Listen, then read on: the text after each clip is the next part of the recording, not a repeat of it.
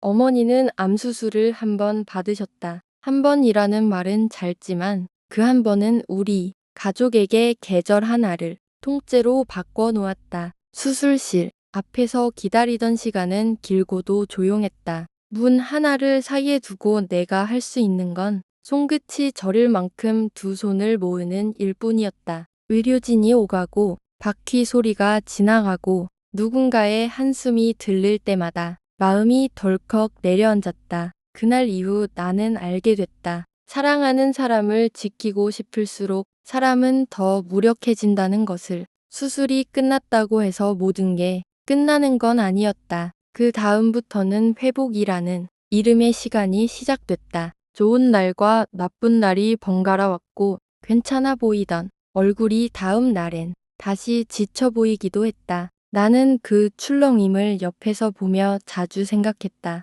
내가 할 수 있는 건 뭘까? 누군가 대신해 줄 수 없는 마음을 어떻게든 내가 붙잡아야 한다고. 그래서 그때부터였다. 내가 할 수 있는 일을 작더라도 하나씩 찾아보기 시작한 것이. 시골에 가는 날이면 나는 두 분을 시내 병원에 모시고 갔다. 그리고 사이모신, 알파원이라는 주사를 맞춰드렸다. 처음부터 확신이 있었던 건 아니다. 어느 날 어머니가 내과 진료를 받으러 다녀오셨다는 말을 듣고 나는 원장님께 직접 물었다. 이 주사 두 분이 맞아도 괜찮을까요? 원장님은 면역력 주사라고 설명해 주셨고 나는 그 말을 믿어보기로 했다. 효과를 단정할 수는 없었다. 그럼에도 마음 한구석에서는 분명히 느꼈다. 이것은 치료라기보다 안심보험에 가깝다고. 하지만 그 안심이 그때의 우리에게는 절실했다. 문제는 과정이었다. 어머니는 멀미 때문에 승용차를 타는 것조차 힘들어 하셨다. 병원에 모시는 길이 고역일 때가 많았다. 차 안에서 어머니 얼굴이 창백해 보이면 나는 괜히 창문을 더 열고 말을 줄였다. 아버지는 치매 증상과 체력 약화로 걷는 일도 버거워하셨다. 목적지를 잊은 듯 벌뚱이 앞을 보시다가도 갑자기 우리는 어디 가는 거냐고 물으셨다. 그때마다 나는 최대한 부드럽게 웃으며 말했다. 아버지, 병원 한번 다녀오는 거예요. 금방이에요. 사실 그 말은 아버지에게 하는 말이면서 동시에 내 불안을 달래는 주문이기도 했다. 우리는 매주 2번씩 13회차를 맞았다. 처음엔 기대하지 않으려 했다. 큰 변화 없어도 괜찮아. 어머니가 마음만 편해지셔도 됐다. 그런데 어느 순간부터 아주 작은 변화들이 눈에 들어오기 시작했다. 먼저 어머니였다. 예전보다 걷는 거리가 조금씩 길어졌다. 외출이 늘었고 움직임이 조금 더 가벼워졌다. 나는 그 작은 변화를 볼 때마다 속으로 다짐했다. 오늘도 무사히, 오늘도 조금 더.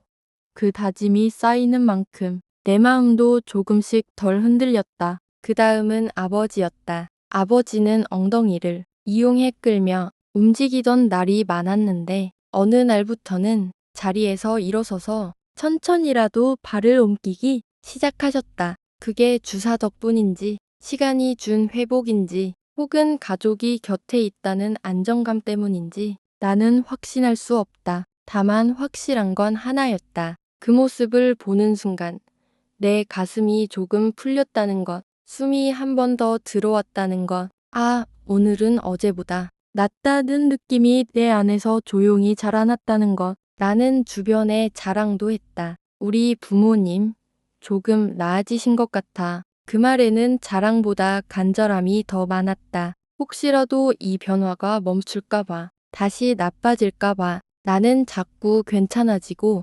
있다는 말을 밖으로 꺼내 붙잡고 싶었다. 말로라도 붙잡아두면 삶이 조금 더 오래 그 방향을 유지해 줄 것만 같았다. 어머니는 서서히 일상을 되찾으셨다. 이제는 아버지를 위해 삼시세끼를 차리신다. 내가 시골에 도착하면 어머니는 늘 같은 말을 하신다. 아들이 왔는데 밥을 새로 해야지. 나는 말린다. 엄마, 있는 반찬으로 먹자. 힘들잖아. 그러면 어머니는 고개를 저으신다. 내가 언제 이리 해줄 수 있겠느냐. 그 한마디에 나는 매번 조용히 무너진다. 할 수 있을 때 하겠다는 어머니의 마음이 너무 선명해서 게장은 내가 좋아한다고 늘 담가 놓으신다. 큰일은 못하시지만 텃밭을 가꾸고 노인회관에 가는 날도 많아졌다. 사람들과 어울리면 어머니는 더 바가지신다. 유머도 있고 재치도 있어 주변 분들과 잘 어울리신다. 그 모습을 보고 있으면 고맙다가도 문득 미안해진다. 수술실 앞에서 떨던 그날이 떠오를 때마다 왜 진작 더 옆에 있어 드리지 못했을까 하는 마음이 뒤늦게 따라오기 때문이다. 어느 날은 이웃집 아주머니가 혼자 콩 벼는 걸 보시고 안쓰럽다며 나가셔서 반나절을 도와드리고 오셨다. 콩타작도 반나절 돕고 오셨다. 그 집에서는 고맙다며 막걸리와 안주를 싸들고 찾아왔다. 나는 그 장면에서 울컥했다. 어머니가 도움을 받는 사람이 아니라 다시 도움을 주는 사람으로 서 계셨기 때문이다. 누군가를 도울 힘이 남아있다는 건 삶이 아직 어머니 편이라는 뜻 같아서 지금은 그렇게 시장도 다니시고 외출도 하시며 지내신다. 그러다 어느 날 어머니가 내게 말씀하셨다. 아들이 옆에 있어 든든하다. 그냥 옆에만 있어도 든든하고 고맙다. 나는 그 말을 듣고도 바로 답을 못했다. 말이 너무 커서 내 입에서 가벼운 소리로 떨어질까봐 겁이 났다. 대신 마음속으로만 대답했다. 엄마, 고마운 건 나야. 엄마가 여기 있어줘서, 오늘도 밥을 해줘서, 웃어줘서, 어쩌면 그 주사는 약이기보다 우리 가족이 다시 하루를 살아내게 해준 작은 손잡이였는지도 모른다.